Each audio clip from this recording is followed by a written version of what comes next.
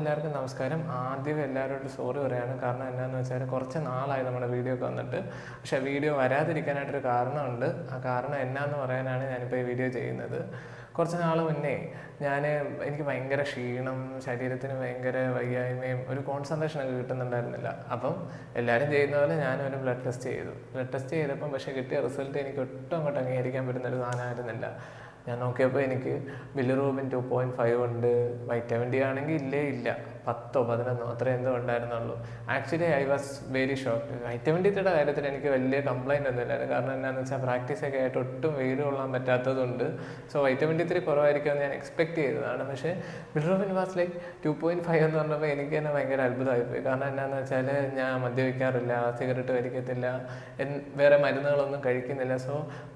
എങ്ങനെ എനിക്ക് ബിലിറൂബിൻ 2.5 വന്നു എന്ന് അറിയാൻ എനിക്ക് ഭയങ്കരമായ ആകാംക്ഷ ഉണ്ടായിരുന്നു. എല്ലാവരും ചെയ്യുന്ന പോലെ തന്നെ ഞാൻ കുറേ ആളുകളോട് ചോദിച്ചു. നമുക്ക് ഒരുപാട് നല്ല ടീച്ചേഴ്സ് ഉള്ളതുകൊണ്ട് അവരോട് സംസാരിച്ചു, പിന്നെ പുസ്തകങ്ങൾ വായിച്ചു.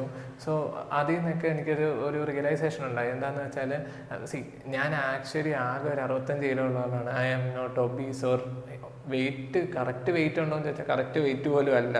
എന്നിട്ട് പോലും എനിക്ക് എങ്ങനെ ഈ ബിലിറൂബിൻ കൂടി എന്നുള്ളത് എനിക്ക് ഭയങ്കര ഒരു സംശയമായിരുന്നു. അതിൻ്റെ കൂടെ എനിക്ക് മുടിയൊക്കെ ഭയങ്കരമായിട്ട് നരയ്ക്കുന്നുണ്ടായിരുന്നു. വൈറ്റമിൻ ഡി 3 കുറവുകൊണ്ടാണ് മുടി നരയ്ക്കുന്നതെന്ന് പറഞ്ഞാലും ഈ പ്രായത്തിൽ ഇത്രയും മുടി നരയ്ക്കലും ഹെയർ ഫോളും അതെന്താണെന്നൊക്കെ ഞാൻ സ്വയം അവലോകനം ചെയ്യാൻ തുടങ്ങി. ആ ഒരു അവലോകനമാണ് എന്നെ ഒരു സെൽഫ് ഇൻവെൻഷൻ, സെൽഫ് റിയലൈസേഷൻ എന്നൊക്കെ പറയുമല്ലോ, അതിലേക്ക് എത്തിക്കാൻ സഹായിച്ചത്. സത്യം പറഞ്ഞാൽ 3 മാസം മുന്നത്തെ ഞാനല്ല ഇപ്പോൾ ഇവിടെ നിൽക്കുന്നത്. എനിക്ക് ഒരുപാട് മാറ്റങ്ങൾ ഉണ്ടായെന്ന്, ശാരീരികമായ മാറ്റങ്ങൾ ഉണ്ടായിട്ടുണ്ട് ഓഫ് കോഴ്സ്, പക്ഷേ മാനസികമായ ഒരുപാട് മാറ്റങ്ങൾ ഉണ്ടായിട്ടുണ്ട്. അപ്പോൾ അതിനെന്നെ ഒരുപാട് കാര്യങ്ങൾ സഹായിച്ചിരുന്നു. എന്തൊക്കെയാണ് എന്നെ അതിന് സഹായിച്ചതെന്നുള്ളത് ഞാൻ പോകെ പറയാം. പക്ഷേ ആദ്യം നമുക്ക് എങ്ങനെ എനിക്കിങ്ങനെ ഈ മദ്യപിക്കുകയും സിഗരറ്റ് വലിക്കുകയും മറ്റു ലഹരികളൊന്നും ഉപയോഗിക്കാത്ത ഒരാൾക്ക് എങ്ങനെയാണ് ബിലിറൂബിൻ കൂടുക എന്ന് ചോദിച്ചാൽ, ഞാനിങ്ങനെ കുറേ കാര്യങ്ങൾ ഇങ്ങനെ ലിസ്റ്റായിട്ട് എടുത്ത്, നമ്മളൊരു ബിലിറൂബിൻ കൂടുമ്പോൾ ഒരു ലിസ്റ്റ് ഉണ്ടാക്കിയിട്ട് ഞങ്ങൾ ഡോക്ടേഴ്സ് തന്നെ ഇങ്ങനെ ഓരോരോ ചോദ്യങ്ങൾ സ്വയം ചോദിക്കും. ആ ചോദ്യങ്ങളിലൊന്നും എനിക്ക് ഉത്തരവില്ല. പക്ഷേ അതിലൊന്നും ഞാൻ സ്വയം ചോദിക്കാത്തൊരു കാരണം കൊണ്ടാണ് എനിക്ക് ബിലിറൂബിൻ കൂടിയെന്ന് പിന്നീട് എനിക്ക് മനസ്സിലായത്. കാരണം ഞാൻ ഒരുപാട് ഭക്ഷണം കഴിക്കുന്നുണ്ടായിരുന്നില്ല, പക്ഷേ ഞാൻ കഴിച്ചിരുന്ന ഭക്ഷണത്തിലായിരുന്നു എനിക്ക് പ്രശ്നം ഉണ്ടായിരുന്നതെന്ന് എനിക്ക് പിന്നീടാണ് മനസ്സിലായത്. കാരണം എന്താണെന്ന് വെച്ചാൽ ഞാൻ ആ ഹാബിറ്റ് ഞാൻ എനിക്ക് തന്നെ കണ്ടെത്തിയ കുറേ കുറവുകളുണ്ട്. ആ കുറവുകൾ ഞാൻ നികത്തിയപ്പോൾ ഇപ്പം ഞാൻ ഓക്കെയാണ്. 3 മാസത്തിന് മുന്നേ ഞാൻ എന്തായിരുന്നു അതിൻ്റെ എന്താ പറയുക, നമ്മൾ കമ്പ്യൂട്ടറൊക്കെ ഹാങ് ആയിട്ട് റീസ്റ്റാർട്ട് ചെയ്യല്ല, പ്രോസസ്സർ അടക്കം മാറ്റിയിട്ട് നമ്മൾ മൊത്തത്തിൽ പുതിയൊരു കമ്പ്യൂട്ടർ പണിതൊരു ഫീലാണ് എനിക്കിപ്പോൾ ഉള്ളത്. ഐ ഫീൽ ലൈക്ക് എന്താ പറയുക, ഭയങ്കര റിജുവിനേറ്റഡ് ആയിട്ടിരിക്കുക എന്ന് പറയുന്നത്, മരിച്ചിട്ട് ജനിച്ചു വരിക എന്ന് പറയത്തില്ലേ, അതുപോലൊരു ഫീൽ എനിക്ക് തന്നെ തോന്നുന്നുണ്ട്. ആ ഒരു എന്താ പറയുക, ആ ഒരു പണിയിലായിരുന്നത് കൊണ്ടാണ് കഴിഞ്ഞ 3 മാസം എനിക്ക് വീഡിയോ ഒന്നും ചെയ്യാൻ പറ്റാഞ്ഞത്. ഓഫ് കോഴ്സ് കുറച്ച് പ്രൊമോഷണൽ കണ്ടൻറ്റൊക്കെ നമ്മുടെ ചാനലിൽ വന്നെങ്കിലും അല്ലാതെ ഒരു വീഡിയോ ചെയ്യാൻ സത്യം പറഞ്ഞാൽ ഞാൻ എൻ്റെ സമയം വേറെ കുറേ കാര്യങ്ങൾക്ക് വേണ്ടി ഇങ്ങനെ മാറ്റി വെച്ചിരിക്കുകയായിരുന്നു. അതുകൊണ്ടാണ് വീഡിയോ ഒന്നും ഇല്ലായിരുന്നത്. അപ്പം ഞാൻ എൻ്റെ ആരോഗ്യം മോശമാക്കുന്ന കാര്യങ്ങളെന്ന് പറഞ്ഞ് ഞാൻ കണ്ടുപിടിച്ച ചില കാര്യങ്ങളുണ്ടല്ലോ, അത് നിങ്ങളോട് ഷെയർ ചെയ്യാന്നുള്ളതായിരിക്കും ഇനി അങ്ങോട്ടുള്ള കുറച്ച് വീഡിയോസിൽ ഞാൻ ഉദ്ദേശിക്കുന്നത്. അപ്പോൾ അതിൽ ആദ്യത്തെ കാര്യം എന്താണെന്നുള്ളതാണ് നമ്മളിപ്പോൾ ഇന്നത്തെ വീഡിയോയിൽ സംസാരിക്കുക. അപ്പോൾ നിങ്ങൾ വിചാരിക്കും ഫുഡായിരിക്കും എന്നോ. ഞാൻ ഈ പരിപാടി ഉണ്ടല്ലോ, ഈ 3 മാസം മുന്നത്തെ പരിപാടി, അത് തുടങ്ങുമ്പോൾ ഐ വാസ് ജസ്റ്റ് 64 kg, 64 കിലോയേ ഉള്ളായിരുന്നു. പക്ഷേ ആ 64 കിലോയിൽ ഓൾമോസ്റ്റ് ഒരു 17% ഫാറ്റായിരുന്നു. ഈ ഫാറ്റാണ് ആക്ച്വലി എൻ്റെ ബോഡി വെയിറ്റ്. ഇപ്പം 64 കിലോ എന്ന് പറയുമ്പോൾ ഓവർ വെയിറ്റ് അല്ല എന്നായിരുന്നു. പക്ഷേ നമ്മൾ പലരും ഉണ്ടാക്കുന്ന ഒരു തെറ്റിദ്ധാരണയായിരുന്നു, ഞാൻ മെലിഞ്ഞിരിക്കുകയാണല്ലോ പക്ഷേ എനിക്ക് കൊളസ്ട്രോൾ ഉണ്ടല്ലോ, ഞാൻ മെലിഞ്ഞിരിക്കുകയാണ് പക്ഷേ എനിക്ക് വയറുണ്ട്. ആക്ച്വലി അതിൻ്റെ കാരണം എന്നാന്ന് വെച്ചാൽ നമ്മുടെ ശരീരത്തിൽ ഫാറ്റ് പെർസെൻറ്റേജ് കൂടുന്നതാണ്. അതാരും ശ്രദ്ധിക്കാറില്ല. എൻ്റെ കാര്യം നോക്കുകയാണെങ്കിൽ എൻ്റെ 64 കിലോയിൽ അല്ലെങ്കിൽ 64.5 കിലോയിൽ ഒരു 17% ഫാറ്റായിരുന്നു. ഈ 17% ഫാറ്റാണ് സത്യം പറഞ്ഞാൽ എൻ്റെ ബിലിറൂബിൻ്റെ ഒരു 60% കാരണമെന്ന് വേണമെങ്കിൽ പറയാം. കാരണം എൻ്റെ ശരീരത്തിലുണ്ടായിരുന്ന ഒട്ടും നല്ല വെയിറ്റ് അല്ലായിരുന്നു, അത് വളരെ വളരെ വളരെ മോശം വെയിറ്റ് ആയിരുന്നു. ആ മോശം വെയിറ്റ് എന്ന് പറയുന്നത് 17% ഫാറ്റായിരുന്നു. ആ ഫാറ്റ് എൻ്റെ ലിവറിലും ആയിരുന്നു. വാട്ട് വി കോൾ എന്താ പറയുന്നത്, non alcoholic fatty liver disease എന്ന് പറയും. അതായത് മദ്യപിക്കാത്ത ഒരാൾക്ക് ഉണ്ടാകുന്ന കരൾ വീക്കം. അതുണ്ടാകാനുള്ള കാരണം എൻ്റെ ഭക്ഷണം തന്നെയായിരുന്നു. പക്ഷേ ആ ഭക്ഷണത്തെക്കുറിച്ച് ഞാൻ സെപ്പറേറ്റ് ഒരു വീഡിയോ ചെയ്യും. പക്ഷേ ഇപ്പം ഞാൻ പറയാൻ പോകുന്നത് ഉറക്കത്തിനെ കുറിച്ചാണ്. ഞാനും രാത്രി 8:30-9 മണി വരെയൊക്കെ ജോലി ചെയ്യുന്ന ഒരാളാണ്. പക്ഷേ 8-9 മണി വരെ ജോലി ചെയ്തതിന് ശേഷം ഞാൻ ഭയങ്കരമായൊരു തെറ്റ് ചെയ്യുന്നുണ്ടായിരുന്നു. ഐ ഹാഡ് ആൻ അഡിക്ഷൻ എന്നാന്ന് വെച്ചാൽ സ്ക്രീൻ ടൈം ആയിരുന്നു. അതായത് ഒരു 10-11 മണിക്ക് ഞാൻ എൻ്റെ ടാബ് എടുത്തു കഴിഞ്ഞാൽ പിന്നെ എല്ലാ ദിവസവും ഒരു സിനിമ കാണാൻ ഞാൻ ഉറങ്ങത്തില്ല. അത് ഇന്ന സിനിമ കാണണമെന്നില്ല, ഏറ്റവും മോശം സിനിമ കൊണ്ട് ഏറ്റവും നല്ല സിനിമ വരെ ഞാൻ കാണാറുണ്ട്. പക്ഷേ ഞാൻ മനസ്സിലാക്കാതെ തന്നെ അതെൻ്റെ ഒരു അഡിക്ഷനായി മാറിക്കൊണ്ടിരിക്കുകയായിരുന്നു. ലൈക്ക് സിനിമ കാണാതെ എനിക്ക് ഉറങ്ങാൻ പറ്റുന്നില്ല എന്നൊരു ലെവലിലേക്ക് എൻ്റെ അഡിക്ഷൻ മാറിക്കൊണ്ടേ ഇരിക്കുകയായിരുന്നു. അതിൻ്റെ പ്രശ്നം എവിടെയാണെന്ന് വെച്ചാൽ ഞാൻ ഈ 10-11 മണിക്ക് ഒരു സിനിമ കാണാനിരിക്കും, എങ്ങനെയൊക്കെയായാലും ഒരു സിനിമ 2.5-3 മണിക്കൂർ ഉണ്ടാവും. അപ്പം ഞാൻ ഉറങ്ങാൻ കിടക്കുമ്പോൾ എല്ലാ ദിവസവും 1 മണി 1:30 ആവും. അപ്പം രാവിലെ 6 മണിയാകുമ്പോൾ എഴുന്നേൽക്കും. അപ്പോൾ എനിക്ക് എല്ലാ ദിവസവും ആകെ 5 മണിക്കൂർ 5.5 മണിക്കൂറേ ഉറക്കം കിട്ടുന്നുള്ളായിരുന്നു. That itself was a വലിയൊരു ക്രൈമായിരുന്നു. ഞാൻ എൻ്റെ ആരോഗ്യത്തിനോട് തന്നെ ചെയ്യുന്ന ഒരു ക്രൈമായിരുന്നു. അതെനിക്ക് മനസ്സിലായത് പക്ഷേ എനിക്ക് തീരെ വയ്യാണ്ടായപ്പോഴാണെന്ന് മാത്രമേ ഉള്ളൂ.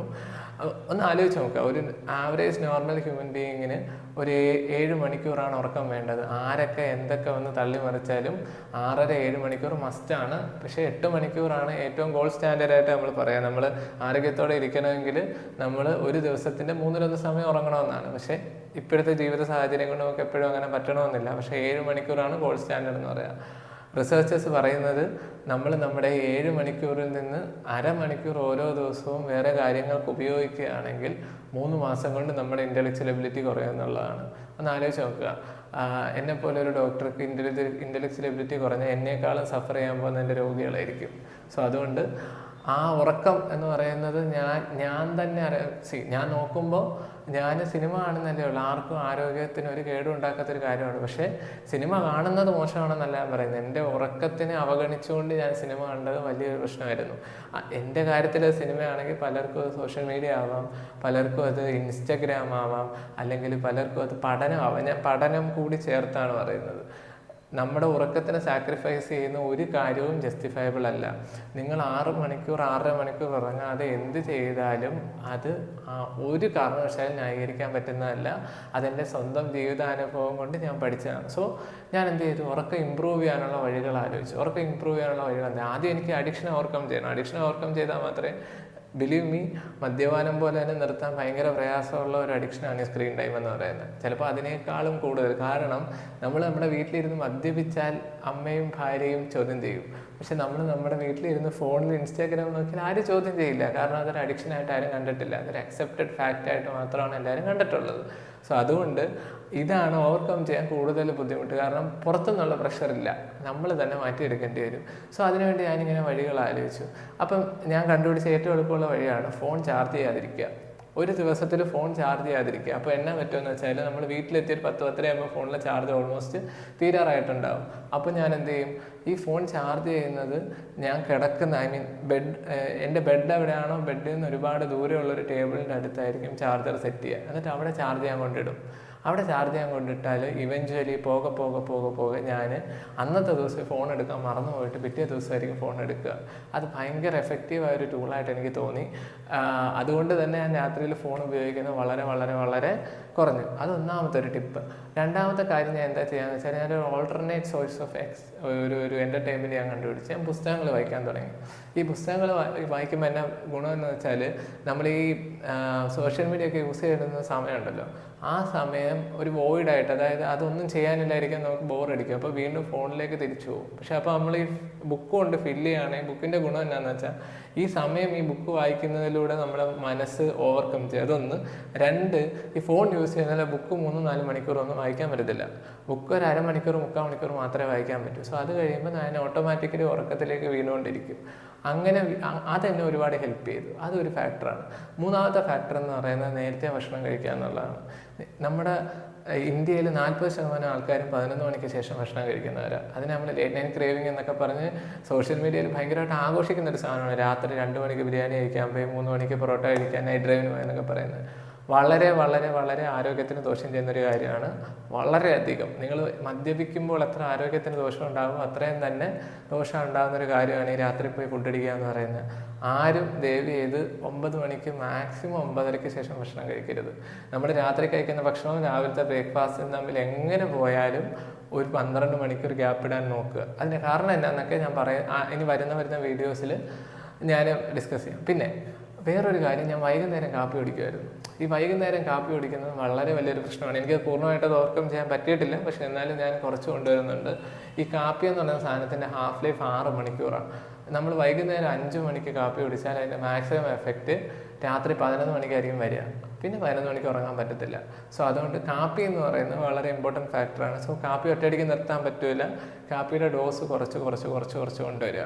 അപ്പോൾ ഈ 4 കാര്യങ്ങളാണ് ഞാൻ എൻ്റെ ലൈഫിൽ ഇംപ്ലിമെൻറ്റ് ചെയ്തപ്പോൾ എൻ്റെ ഉറക്കം എനിക്ക് ശരിയാക്കാൻ പറ്റിയത്. ഉറക്കം ശരിയായപ്പോൾ തന്നെ എൻ്റെ ഒരു 30-35% പ്രശ്നങ്ങളോളം എനിക്ക് പരിഹരിക്കാൻ പറ്റിയിട്ടുണ്ട്. ബാക്കി കാര്യങ്ങളും എനിക്ക് പരിഹരിക്കാൻ പറ്റി. അതെങ്ങനെയൊക്കെയാണെന്ന് ഞാൻ പുതിയ വീഡിയോസിലൂടെ നിങ്ങളോട് പറയാം. എല്ലാം കൂടെ ഒരു വീഡിയോയിൽ ഇട്ടാൽ ഒന്നാമത്തെ കാര്യം നിങ്ങൾ ആരും മൊത്തം കാണുകയല്ല. രണ്ടാമത്തെ കാര്യം എന്താണെന്ന് വെച്ചാൽ അതെല്ലാം കൂടെ പറയുക എന്ന് പറഞ്ഞാൽ വീഡിയോ ഭയങ്കര വലുതായിപ്പോൾ. സോ അതുകൊണ്ട് തൽക്കാലം ഈ വീഡിയോ ഞാൻ ഇവിടെ വെച്ച് വൈൻഡപ്പ് ചെയ്യുകയാണ്. ഞാൻ പറഞ്ഞല്ലോ, ലൈക്ക് ഈ ബ്രയൻ കോക്സ് എന്ന് പറഞ്ഞിട്ടൊരു സയൻറ്റിസ്റ്റ് ഉണ്ട്. പുള്ളി യൂട്യൂബ് ചാനലിലൊക്കെ ഉള്ള ആളാണ്. പുള്ളി പറയുന്നൊരു കാര്യമുണ്ട്, മനുഷ്യന്മാർക്ക് ദൈവം ഭയങ്കര വലിയൊരു ഓപ്പർച്യൂണിറ്റിയാണ് തന്നത്. നിങ്ങളൊന്ന് ആലോചിച്ച് നോക്കി, ഈ ലോകത്ത് എന്തുമാത്രം നക്ഷത്രങ്ങളും ലൈക്ക് പ്ലാനറ്റ്സും നെബുലകളും ഇത്രയും വലിയ പ്രപഞ്ചമുണ്ട്. ദൈവം ഇത്രയും വലിയ പ്രപഞ്ചം ഉണ്ടാക്കിയിട്ട് ഈ പ്രപഞ്ചത്തിൻ്റെ സൗന്ദര്യം ആസ്വദിക്കാനായിട്ട് ഈ ലോകത്ത് മനുഷ്യൻ മാത്രമേ ഉള്ളൂ. ഇപ്പോൾ ഒരു പശുവോ അല്ലെങ്കിൽ ഒരു ആടോ ആകാശത്തേക്ക് നോക്കിയിട്ട് ഈ നക്ഷത്രം എത്ര മനോഹരമാണെന്നോ അല്ലെങ്കിൽ ഈ പ്രപഞ്ചം എത്ര വലുതാണെന്നൊന്നും അതിശയപ്പെടാൻ പോകുന്നില്ല. മനുഷ്യന് മാത്രമേ ഈ പ്രപഞ്ചത്തിൻ്റെ സൗന്ദര്യം മനസ്സിലാക്കാനുള്ള കോൺഷ്യസ്നെസ് ദൈവം കൊടുത്തുള്ളൂ. ഇത്രയും വാസ്റ്റായിട്ടുള്ള ഒരു യൂണിവേഴ്സിൽ അത്രയും നല്ലൊരു ചാൻസ് മനുഷ്യന് ദൈവം തന്നിട്ട് നമ്മളിവിടെ അൽഫാമും കുഴിമന്തിയും കഴിച്ച് രാത്രി 2 മണി വരെ ഫോണും നോക്കിയിരുന്ന് മദ്യപാനവും സിഗരറ്റ് വലിയായിട്ട് ആ ലൈഫ് അങ്ങ് റൂയിൻ ചെയ്യാണ്. നമ്മൾ അത്രയ്ക്കും കെയർലെസ് ആണ്. ആ കെയർലെസ്നെസ് നമുക്ക് എന്ന് മാറുന്നു അന്ന് മാത്രമേ നമുക്ക് ജീവിതത്തിൻ്റെ അർത്ഥം മനസ്സിലാക്കാൻ പറ്റൂ. ജീവിതത്തിൻ്റെ അർത്ഥം മനസ്സിലാക്കിയാലേ ദൈവത്തിനെയും മതത്തിനെയും മനുഷ്യന്മാരെയും ഒക്കെ മനസ്സിലാക്കാൻ പറ്റും. സോ സ്വയം രക്ഷിക്കാൻ ശ്രമിക്കുക. സ്വയം രക്ഷിക്കാൻ ശ്രമിക്കുന്നത് വഴി നിങ്ങൾക്ക് ബാക്കിയുള്ളവരെ രക്ഷിക്കാൻ പറ്റും. നമുക്ക് ഈ ലോകത്തിൻ്റെ സൗന്ദര്യം മനസ്സിലാവും. We will know how lucky we are. അപ്പോൾ ഇതൊക്കെയാണ് ഇന്നത്തെ വീഡിയോയിൽ ഞാൻ പറയാൻ ഉദ്ദേശിച്ചത്. വീഡിയോ കുറച്ച് ഞാൻ പറഞ്ഞില്ല, ഞാനൊരു എന്താ പറയുന്നത് എഡിറ്റ് ചെയ്തോ അല്ലെങ്കിൽ സ്ക്രിപ്റ്റഡായിട്ട് ചെയ്യുന്ന വീഡിയോ ഒന്നുമല്ല. എൻ്റെ മനസ്സിൽ തോന്നിയ കാര്യങ്ങൾ പറഞ്ഞതേ ഉള്ളൂ. അപ്പോൾ കുറച്ചൊരു ടെക്നിക്കലായിട്ടുള്ള എന്നെ സഹായിച്ച കുറച്ച് ബുക്കുകളൊക്കെ ഉണ്ട് കേട്ടോ. അപ്പം അതും പിന്നെ ഞാൻ ഒരു കാര്യം പറയാൻ പറഞ്ഞത്, ഞാൻ ഈ 64 കിലോ ഉണ്ടെന്ന് പറഞ്ഞായിരുന്നല്ലോ, അത് ഞാൻ കുറച്ച് 58 കിലോ ആക്കിയായിരുന്നു. ആ 6 കിലോ ആക്ച്വലി എൻ്റെ ഫാറ്റാണ് ഞാൻ കുറച്ചത്. ആ ഫാറ്റ് ഞാൻ എങ്ങനെ കുറച്ചെന്നും ഇപ്പം ഞാൻ 62 കിലോ ഉണ്ട്. ഞാൻ ലീൻ വെയിറ്റ് എങ്ങനെ കൂട്ടിയെന്നൊക്കെയുള്ള കാര്യങ്ങൾ ഇനി വരുന്ന വീഡിയോസിൽ ഞാൻ എക്സ്പ്ലെയിൻ ചെയ്യുന്നതായിരിക്കും. അപ്പോൾ ഇത്രയേ ഉള്ളൂ ഇന്നത്തെ വീഡിയോ. എല്ലാവരും ഹാപ്പി ആയിട്ടിരിക്കുക, കുറച്ച് ഉറങ്ങാൻ ശ്രമിക്കുക. ഓക്കെ.